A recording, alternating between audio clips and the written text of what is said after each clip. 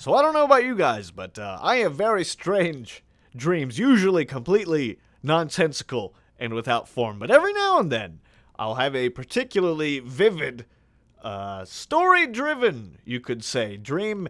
And I figured when I have those dreams, it might be a good idea to start writing them down in a dream journal. I've got one of them here pulled up on my computer of the more interesting dreams, and I thought I might share it with you. So in this dream, I'm a bus driver, hired to drive a group of about 10 passengers through Mexico to some sort of sacred location from old legends. And this Mexican man, who appeared to be in his 60s or so, came up to speak to me on the bus and asked what brought me there. Well, you know how dreams are, they just sort of throw you straight into the mix. So I tell him I can't really remember, and he speaks to me a sad tale about an accident that took the life of his daughter. He says that she died in a car wreck while her husband was driving drunk.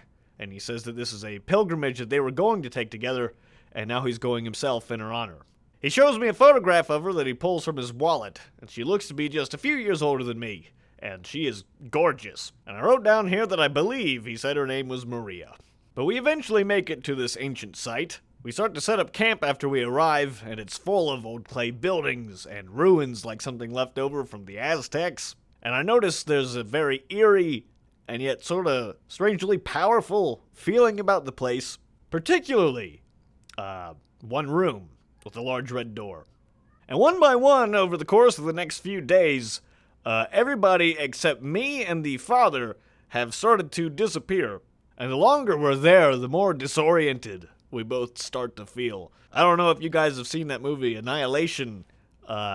Similar kind of vibe there as far as the sensation going on and the confusion.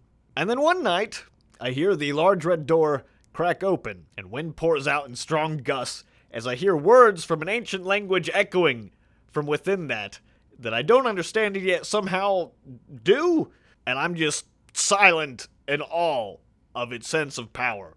And I come to understand the truth of the situation now, why we're in this situation and why I can't remember how I got there. It's interesting, it's almost like the dream was retconning itself, like making sense for me of why I wouldn't know how I ended up in the middle of a dream like that. It turns out that we are in Purgatory. Next thing, the father awakens and yells from behind me telling me to step away. I yell back at him that I know what's behind the door, and I can see now that he is holding a large bloodied knife. So I think we figured out what happened to the rest of these guys. And he tells me then that I must understand why he can't let me through.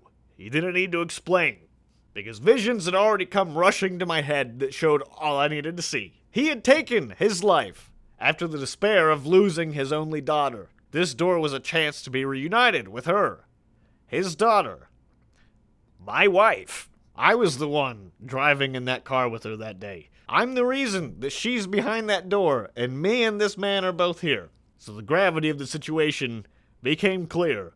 Only one of us was going to be allowed to pass. And then I woke up. How's that for some M. Night Shyamalan shit?